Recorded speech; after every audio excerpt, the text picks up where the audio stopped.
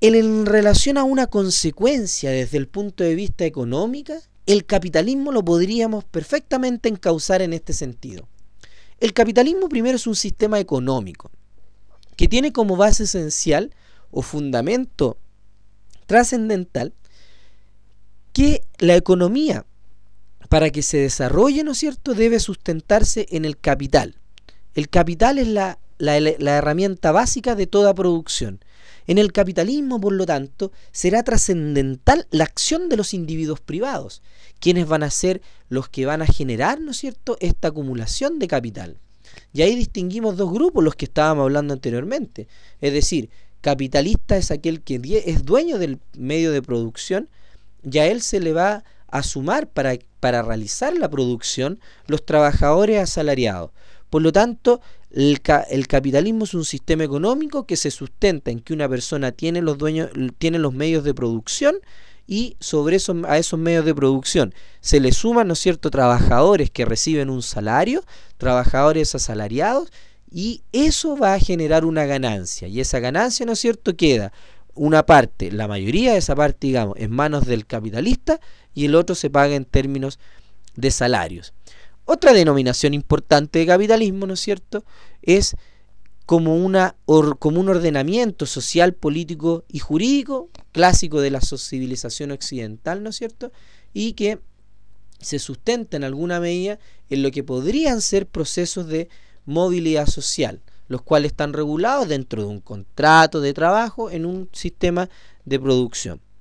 Ahora, las personas van a estar más a favor o más en contra del capitalismo dependiendo muchas veces de su perspectiva social e ideológica en la que manejen. Si tú revisas la bibliografía existente, van a haber autores que van a criticar mucho el capitalismo. Por ejemplo, Karl Marx, de quien desarrolla todo el pensamiento marxista, va a criticar mucho el capitalismo porque encuentra que es un sistema abiertamente injusto, pero también vas a encontrar otro tipo de autores, como por ejemplo Adam Smith, que fue el creador de este sistema económico, que va a defender el capitalismo y va a decir que es un muy buen método para desarrollar la economía de los países.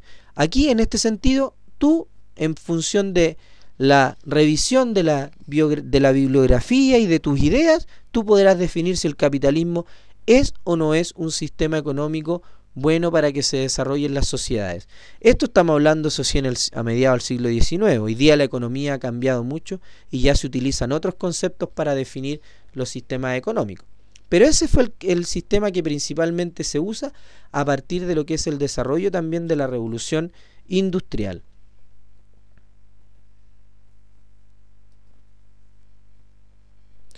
Y por último, para ir terminando esta clase, vamos a ver el tema de las clases sociales y los conflictos que surgen. Ya te comenté a ti que existió un problema relacionado con la revolución industrial, la cuestión social. Es decir, en las ciudades, muchos obreros industriales trabajando sin las condiciones necesarias de vida, lo que va a ir generando, ¿no es cierto?, un tremendo problema social. Bueno, las propuestas para solucionar este problema social. Frente, ¿no es cierto?, a esta situación de pobreza, surgen un grupo de personas que se llaman socialistas utópicos, que son quienes quieren eliminar, ¿no es cierto?, y volver a una sociedad antigua como la sociedad medieval, de la cual todos vivieran de un sistema agrícola y no hubiera necesariamente una diferencia de la propiedad entre quien tiene la industria y quien trabaja. Es un socialismo utópico porque obviamente las condiciones para que eso se pudiera desarrollar eran muy bajas.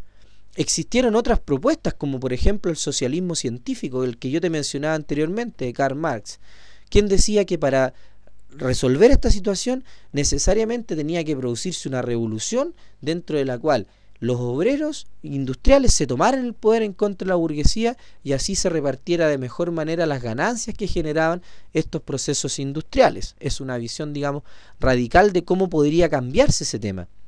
Ahora, también la Iglesia opinó sobre el tema y señaló, ¿no es cierto?, a través de una encíclica. La encíclica es un documento papal, es decir, es un documento entregado por la Iglesia.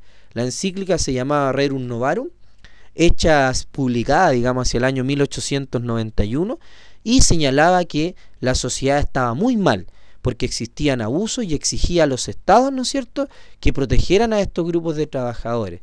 Por lo tanto, la Iglesia planteaba a través del Papa León XIII que debería existir una protección mucho mayor de los trabajadores, porque la revolución industrial generó cosas positivas y negativas. Piensa tú que la mayoría de las producciones que se hacen hoy día, de los bienes que nosotros tenemos en nuestros hogares, casas, en las ciudades en general, son producto de un proceso de revolución industrial. Es decir, hoy día nadie se compra, o muy pocas personas se compran cosas hechas de manera artesanal, de manera única, sino que más bien son el resultado de procesos industriales, la producción en serie, el avance de la tecnología, las comunicaciones, los medios de transporte. Eso tiene su origen en este proceso de revolución industrial, pero también tiene cosas negativas y principalmente uno de las grandes consecuencias nefastas que tiene, malas que tiene, es el tema de las clases sociales, que genera una diferencia muy grande y una situación de miseria de unos en función de otros. Ahí tiene un extracto más o menos de lo que la Iglesia plantea, ¿no es cierto?, a través de la encíclica Rerum Novarum. Bien, de esta manera entonces estamos terminando esta parte que corresponde a la revolución industrial. En una próxima clase, en la próxima unidad, trabajaremos lo que corresponde a la Revolución Francesa. Son dos las grandes revoluciones que se producen en la Edad Moderna, ¿no es cierto? La Revolución Industrial y posteriormente va a acaecer, o anteriormente mejor dicho, va a acaecer todo lo que va a ser este proceso de la Revolución Francesa. Entonces estamos viendo este periodo de las revoluciones, esta revolución industrial que se viene desarrollando de manera mucho más lenta desde mediados del siglo XVIII hacia finales del siglo XVIII, la Revolución Francesa, y ya a mediados del XIX, ¿no es cierto?, inicio del XIX, ya un proceso de revolución industrial, una segunda etapa con la revolución de los transportes mucho más acentuada. Terminado esto, ya vamos a ir a todo lo que tiene que ver con las guerras mundiales. Espero que estén muy bien, que haya sido una unidad importante, interesante para ti. Recuerda realizar las actividades que están en nuestra página